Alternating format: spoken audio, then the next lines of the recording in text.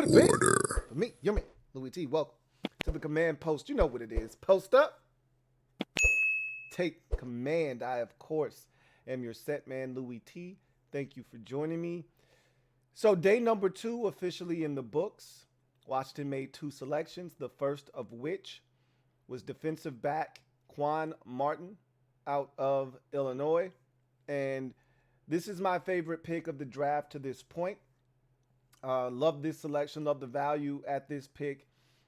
This is a guy that I mocked in my Washington 7-round mock draft to be taken in the 3rd round.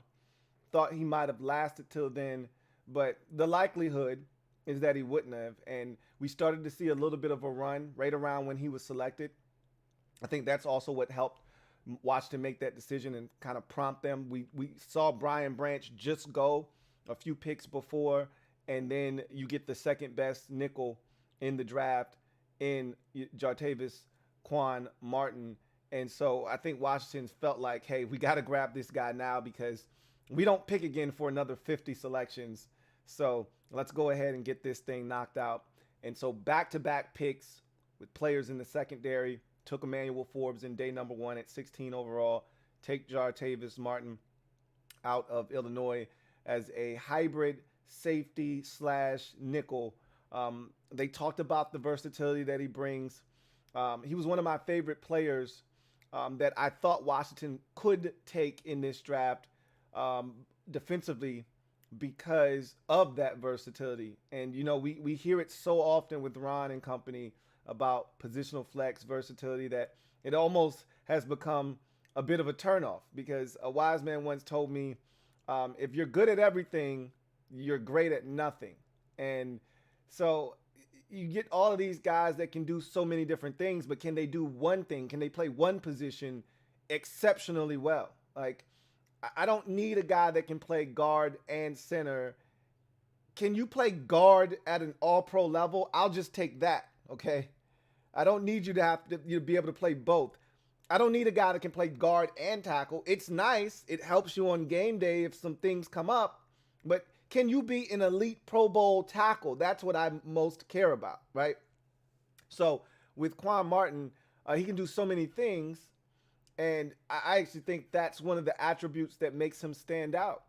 And that's part of the reason that they were so drawn to him, is his ability to be able to go and play single high free safety, because he's got the ability to go red line to red line, the ability to go play a half of the field, all right, and take away a half, right? The ability to drop down, support in the run game and fill that lane, fill that avenue, come down and be a physical force in the run game, in run support, be able to drop over the slot, which is his specialty, and play some sticky slot coverage, which is something that we lacked last season and really haven't had since Rivera's gotten here. We haven't had good play from the slot in particular. We've had a lot of easy completions in the middle of the football field because we've been really lax inside with our DBs, specifically our nickel backs, since Ron's gotten here with Jack Del Rio. So this will be the first time that we've had a true nickel here in Washington since Del Rio and Ron took over. And so I'm looking forward to seeing how they're going to utilize him. Ron talked about, you know, the different ways they can utilize their Buffalo nickel package, where you can see the 3 safety look, which is what we played primarily last year, specifically when we had the injuries and the changes to the cornerback position. We started out the season when we went to that Buffalo nickel look with our 3-corner look with Benjamin St. Juste kicking inside and playing the nickel. But then once we had the issues with William Jackson III, and then subsequently got rid of him, Juice was kicked outside, and we primarily went to that 3 safety look. Now, we tried Rashad Wildgoose first, tried to go with the 3-corner look.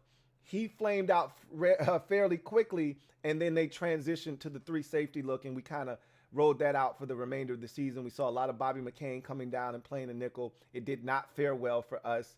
And so they're looking to solidify that position once and for all, and I think they've ultimately did that. They've done that with this addition of Quan Martin here in the 2nd round. This guy can run. This guy can tackle. He's got ball skills. He's well coached. You heard Martin Mayhew talk about how he looks back for the football. That was a really good secondary. Okay. Brown has already been drafted. All right. The other safety, you've got Martin getting drafted at safety, and Witherspoon's already been drafted. So 3 of the 4 guys in that secondary already been drafted, and I'm not sure that their other corner won't get drafted as well. Like that was one of the best, if not the best corner or secondary in the nation at Illinois. And so I think we got ourselves a hell of a football player in the second round. I love this pick to pieces. And I think this is a guy, I said before the draft started that in the first 2 days, it is very important that you come away with a bare minimum of 2 starters. If you've got 3 picks, which we did, which is the standard, everybody comes equipped with 3 picks. Now, what you do with it, do you trade those away? Do you compile more picks by making some moves prior to the draft, whatever the case may be? You were given 3 selections, 1 in each of the first 3 rounds. If you only have 3 selections, the standard 3 that you're issued, you need to come away with 2 starters, 2 guys that can step in day 1 and start for you. I can't speak to what Emmanuel Forbes will ultimately be day 1. They're going to have to figure that stuff out, whether he's ready or not to contribute right out of the gates. But I know for a fact that Quan Martin will be ready to contribute day number 1. If healthy, he'll be ready to contribute day 1. I feel really confident in that assessment. And so I'm excited about this pick. How do you feel about Washington's second round selection, 47th overall, of Jartavius Martin, a.k.a. Quan Martin, the safety nickel hybrid out of Illinois that I feel like is going to come in and solidify our nickel spot, give us a true Buffalo nickel and a guy that can kind of split the difference there. Ron talked about either doing it with 3 corners or 3 safeties. Well, he's both. So you don't really have to take him off the field if you don't want to. And they talked about competition. They preached competition at this particular presser after day number 2, because the safety room, if you consider him a safety, it's loaded now. They drafted Percy Butler for this exact same reason last year in the 4th round, to come in, be that nickel hybrid safety that can drop over the slot, be a physical presence in the run game. That's what they drafted Percy Butler to do last year, and now they're bringing in a guy the very next year to do the exact same thing. So they're preaching competition. We already know Defoe's going to be on the field. We already know Cam Curl's going to be on the field. And if they're only playing 3 at a time, 2 at a time sometimes, depending on how they're going to do it, now you're fighting for an opportunity to get on the field. And so you could see a massive leap from Percy Butler, just like we saw with Derek Forrest. Remember, Derek Forrest was an afterthought in his rookie season. We all assumed, I don't want to lump y'all in with me. I assumed that he was the new DeShazer Everett, going to be a core special teamer.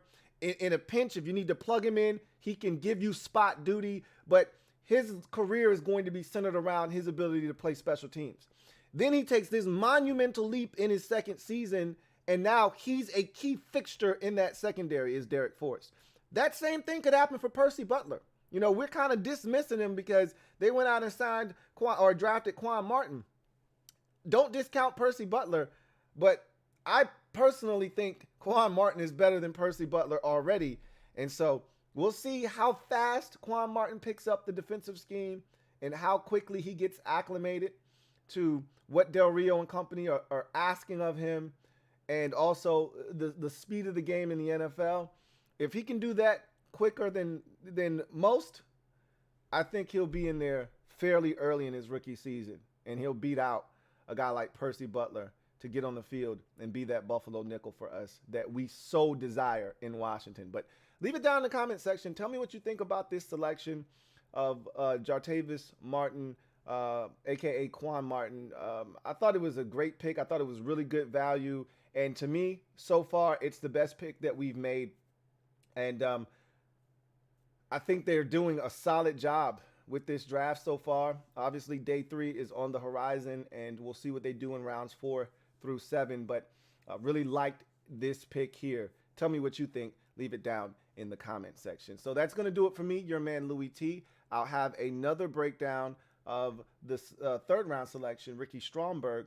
So stay tuned for that. But in the meantime, you guys have a good one. Enjoy day number 3 of the draft, and we'll wrap all of it up when it is done. I'll see you then. Have a good one. LouieTeeNetwork.